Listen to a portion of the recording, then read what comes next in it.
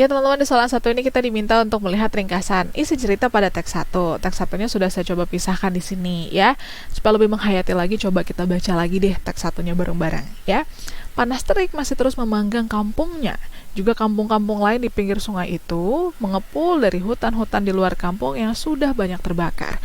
Ini ngomongin soal panas terik di kampung ya, tambah panas lagi gara-gara ya udah banyak yang terbakar juga hutan-hutan di luar kampung. Hampir setiap hari pula ia mendengar suara mesin penebang kayu meraung-raung. Tidak siang, tidak malam, dan beberapa hari kemudian kayu yang sudah dirajang dengan rapi, ya baik berbentuk papan maupun batangan segi 4, dari yang penebangan-penebangan yang terjadi tadi, itu dikeluarkan oleh serombongan kerbau dari hutan. Kebayang ya? Nah, sampai di pinggir sungai, ada orang yang mengikatnya dengan tali atau kawat, dan kemudian kayu dalam jumlah besar dialirkan ke arah hilir sungai, dan dikendalikan oleh kepompong bermesin diesel. Hampir setiap hari dalam panas yang memanggang kampung itu, hal seperti itu terjadi, yaitu ya raungan gergaji sepanjang hari, suara pohon tumbang, kayu yang ditarik kerbau keluar dari hutan menuju pinggir sungai. Kita bisa lihat teman-teman, sebenarnya di paragraf atau di akhir paragraf, ya di bagian ini, ya itu tuh betul-betul ada step-step kejadiannya. Ya, raungan gergaji sepanjang hari itu maksudnya ada sebuah kampung yang tadi udah dibilang panas banget di situ, ya.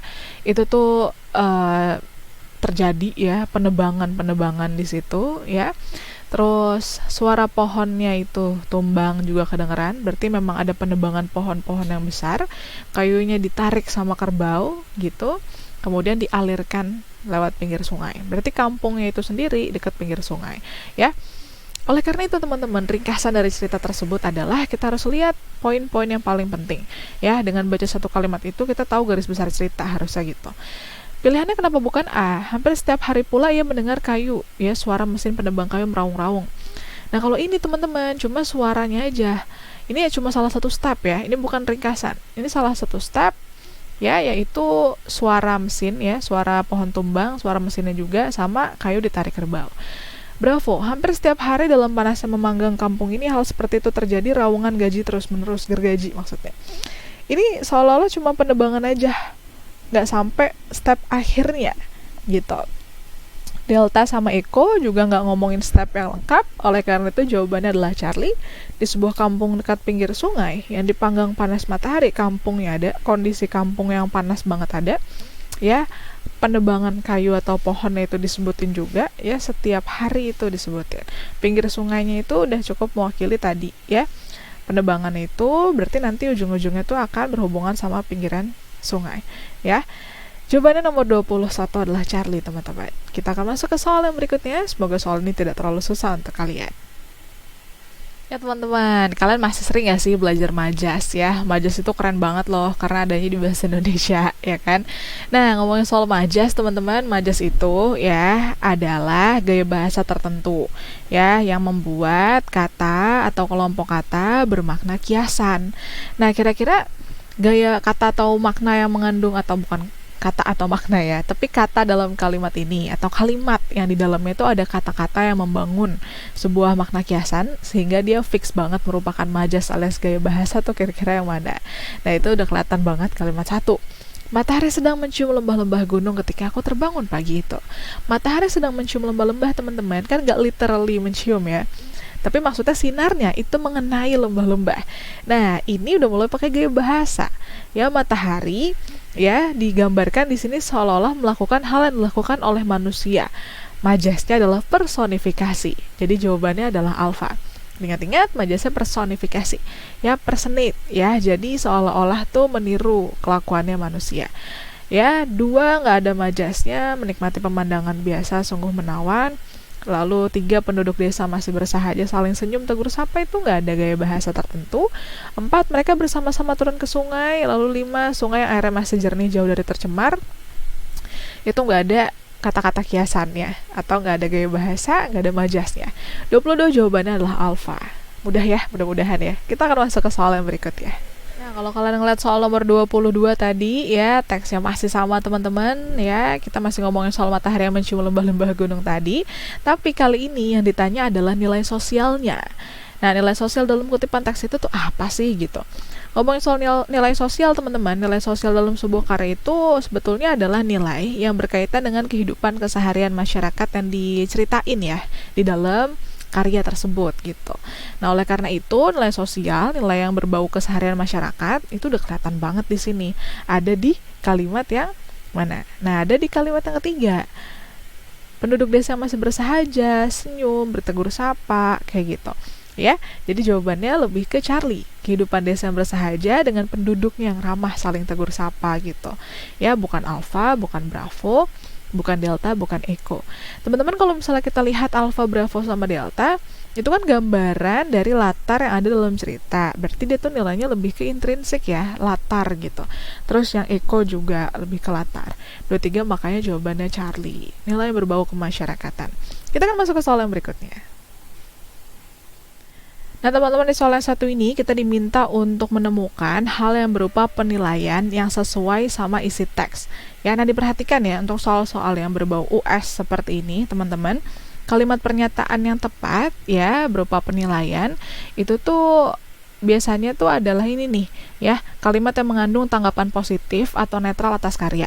Ya, jadi bukan soal kekurangan teks, bukan soal kritik teks. Biasanya kritik kalau ngomongin soal kekurangan.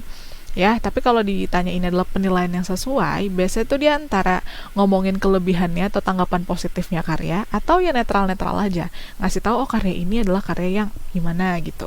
Nah, kalau kita lihat nih pilihan yang A, terlalu, nah di sini berlebihan tuh lebih ke negatif ya. Terus di sini, oke, hal yang sangat wajar, penggambaran keluarga baik-baik, ya.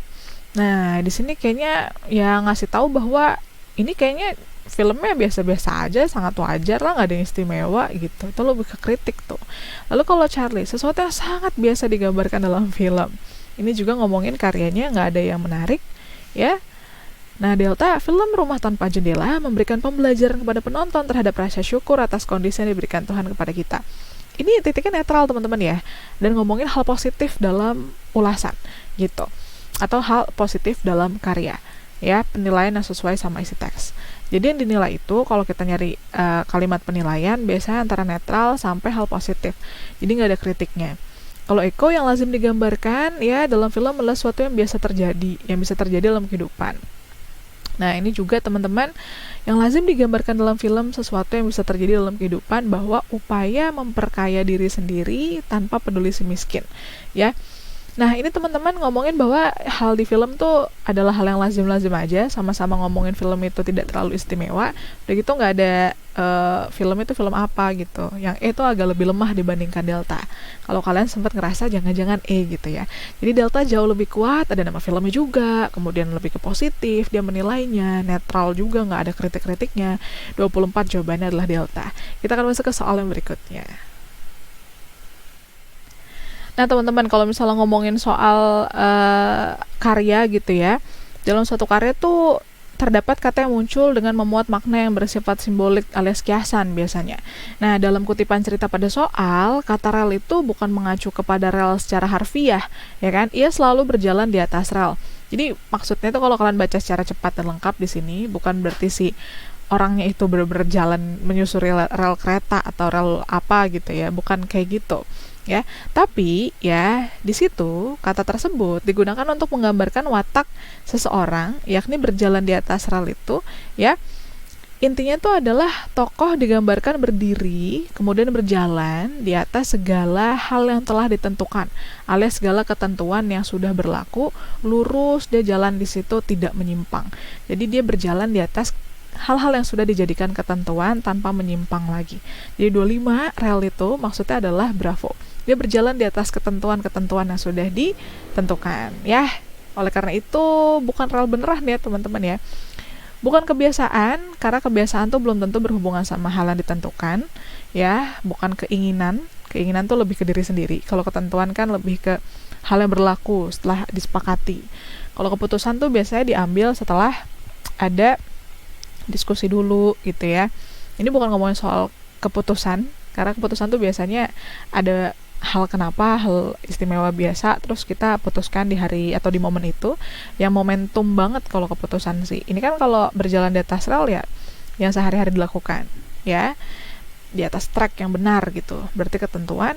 Nah, kalau kebijakan itu juga peraturan juga sih, tapi beda sama ketentuan ya. Kalau kebijakan itu bukan hal yang bersifat harus harus betul-betul ditaati setiap hari umumnya, tapi kebijakan tuh lebih ke arah langkah yang diambil untuk menyikapi suatu hal gitu.